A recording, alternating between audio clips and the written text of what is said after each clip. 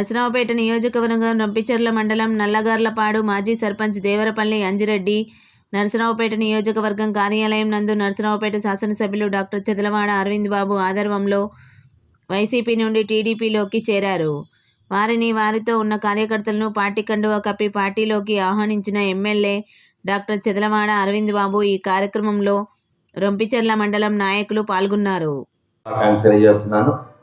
శివరాత్రి శుభాకాంక్షలు. మనం ఏ కార్యక్రమానైనా పట్టుదలగా చేస్తాము, విజయవంతం చేస్తాము, ఘనంగా చేస్తాము. ఎందుకంటే నరసరావుపేట గడ్డ మీద మనందరం కూడా ఉన్నది ధైర్యం ఒకటి, పట్టుదల. ఇటువంటి పరిస్థితుల్లో ముఖ్యంగా శివరాత్రిని ఎప్పుడూ లేని విధంగా కనీవిని ఎరగని రీతిలో విజయవంతం చేద్దామని పూనుకున్నాము. ఎక్కడ కూడా ప్రభుత్వం మీద అధికారుల మీద ఆధారపడకుండా మరి ప్రతి రోడ్డుని కానీ కొండ మొత్తాన్ని కూడా దాదాపు రోజుకు 300 మంది మన కార్యకర్తలు నాయకులు మనసు పెట్టి కష్టపడి ప్రతి రోడ్డు కూడా బాగు చేయడం జరిగింది. మట్టి లేదు, బురద లేదు, మొత్తాన్ని కూడా తీర్చిదిద్ది పక్కన పడేయడం జరిగింది. ఎవరు కూడా మన కార్యకర్తలు నాయకులందరూ కూడా ఏంటి పని అని అనుకోకుండా ఎవరికోళ్ళు స్వచ్ఛందంగా ఆ దేవుడి మీద దయతోటి, ప్రభుత్వం మీద అభిమానంతో నారా చంద్రబాబు నాయుడు గారి కోసం, పవన్ కళ్యాణ్ గారి కోసం మనం అందరం కూడా కష్టపడి పనిచేసి ఈ కార్యక్రమాన్ని చేయగలిగాం. అదేవిధంగా ఫిబ్రవరి 26 కోటప్పకొండ తిరణాలు అయితే 27 ఎమ్మెల్సీ ఎలక్షన్ కాబట్టి రాజేంద్ర ప్రసాద్ గారి గెలుపు కోసం ఆ రోజు మీరు అరవింద్ గారికి గెలుపు కోసం ఏ విధంగా కష్టపడ్డారో ఒక్కరోజు మాత్రం దగ్గర ఉండి అందరినీ ఓట్లు తీసుకురావాలి, ఓట్లు వేయించాలి. ఇది మన బాధ్యత. తప్పనిసరి మీరు ఆ బాధ్యత నెరవేరుస్తారు, నాకు నమ్మకం ఉంది. ఎందుకంటే ఈ గడ్డ మీద ప్రతిదీ గెలవాలి. మనం ఎమ్మెల్యే గెలిచాము, రేపు ఎమ్మెల్సీ కూడా గెలవాలి. అదేవిధంగా మన గడ్డ మీద అడుగుపెట్టే ప్రతి ఒక్కళ్ళు కూడా ఆ దేవుడి ఆశీర్వాదాలతోటి చైర్మన్ పోస్ట్ కూడా రావడం జరిగింది. మరి గోనగొండ కోటేశ్వరరావు గారికి కానీ, మన మోహన్ కృష్ణ గారికి కానీ, షరీఫ్ గారికి కానీ, మౌలానా అబ్దుల్ కలాం గారికి కానీ, ఇట్లా చాలామంది మన దగ్గరికి వచ్చినప్పుడు మనం ఎంతో అభిమానించాం, ప్రేమగా చూసుకున్నాము. ఆ ప్రేమ అనేది వాళ్ళకి తెలుసు. మన దీవెనలతోటి వాళ్ళందరూ కూడా మంచి మంచి పదవులు వచ్చినాయి. అదేవిధంగా ఆలపాటి రాజేంద్ర కుమార్ ఆయన కూడా మనం గెలిపించుకునే బాధ్యత మనం తీసుకుందాము. ప్రతి 30 మందికి మనం యూనిట్ని, ఒక ఏజెంట్ని వేయడం జరిగింది. వాడు దగ్గరుండి ఆ 30 మందిని చేత ఓట్లు వేయించాలి.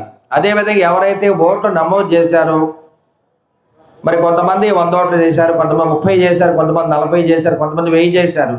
ఎవరైతే ఓట్లు నమోదు చేయించారో వాళ్ళు దగ్గరుండి వాళ్ళ చేత ఓట్లు వేయించాలి. ఎందుకంటే ఓటర్ మీకు తెలుసు కాబట్టి ఒక ఓటు కూడా మిస్ కాకుండా చేయాలి. అదేవిధంగా ప్రతి ఒక్కరిని కూడా దృష్టి పెట్టి అందరి చేత ఓట్లు వేయించాలి. నర్సరావుపేటలో మన అసెంబ్లీ సెగ్మెంట్లో అత్యధికమైన మెజార్టీ రావాలి, అత్యధికంగా పోలింగ్ జరగాలి. మున్సిపల్ హై స్కూల్ కానీ, మరి బరంపేట స్కూల్ కానీ, రొంపిచెర్ల ఈ దాదాపు 16 బూతులు రావడం జరిగింది. వీటన్నిటిలో మనం దగ్గరుండి ఓట్లు వేయాలి. ఎవరెవరు ఏ బూత్లో ఓట్లు వేయాలో ఆ రోజు ఎలక్షన్ రోజు మనం స్లిప్లు ఇస్తాం కాబట్టి ఇబ్బంది లేకుండా జరుగుద్ది. అదేవిధంగా ఇవాళ టీచర్లు అందరూ కూడా గ్రాడ్యుయేట్స్ కానీ టీచర్లు కానీ ఒకటే గుర్తుపెట్టుకోవాలి. ఉమ్మడి కూటమి ఏర్పడిన తర్వాత నారా చంద్రబాబు నాయుడు గారు చదువుకునే బిడ్డలందరూ కూడా ఉద్యోగాలు ఇస్తామని చెప్పడం జరిగింది. ఈ సంవత్సరం 5 లక్షల మందికి ఉద్యోగాలు క్రియేట్ చేస్తున్నారు. అందువల్ల గ్రాడ్యుయేట్స్ అందరూ కూడా తెలుసుకొని మరి మన ఆలపాటి రాజేంద్ర ప్రసాద్ గారికి మద్దతు పలికి గెలిపించాలి. అదేవిధంగా మరి డిఎస్సి పోస్టులు కూడా రేపు కండక్ట్ చేస్తారు కాబట్టి 17,000 మంది టీచర్లకి పర్మనెంట్ ఉద్యోగాలు వస్తాయి. మరి ఇది కూడా చాలా గొప్ప విషయం కాబట్టి అన్నీ గుర్తుపెట్టుకోండి. గత ప్రభుత్వంలో ఉద్యోగస్తులు ఏ విధంగా ఇబ్బంది పడ్డారు, కనీసం నెల జీతం కూడా రాని పరిస్థితి, పెన్షన్ కూడా రాని పరిస్థితి. చాలామంది కరోనా టైంలో టీచర్ని తీసుకెళ్ళి వైన్ షాప్లో కూడా పెట్టడం జరిగింది. ఇవన్నీ కూడా ఎవరు మర్చిపోవద్దు. చివరికి వైసీపీ నాయకులు ఏం చేశారంటే, వైసీపీ నాయకులు వెళ్తే మరి హెడ్ మాస్టర్ గారు వీళ్ళందరూ నిల్చునేవాళ్ళు, వాళ్ళు కూర్చునేవాళ్ళు. ఆ విధంగా అగౌరవపరిచారు. కానీ మన ప్రభుత్వంలో అట్లా కాదు. ఉమ్మడి కుటుంబంలో నారా చంద్రబాబు నాయుడు గారు, పవన్ కళ్యాణ్ గారు కానీ, బీజేపీ మన నరేంద్ర మోడీ గారు ఒకటే చెప్తారు, ఎవరినైనా అందరినీ కూడా అధికారులు గౌరవించుకోవాలి, మరి మహిళలను గౌరవించుకోవాలి, మనకంటే చిన్నవారిని ఇంకా గౌరవంగా చూసుకోవాలి. ఇది మనకి చెప్పిన నీతి. అందుకనే మన ప్రభుత్వం అంటే అందరికి ఇష్టం.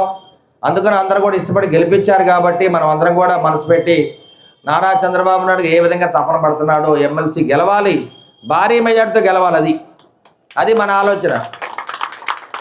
ఆధారపడకుండా మనంతట మనమే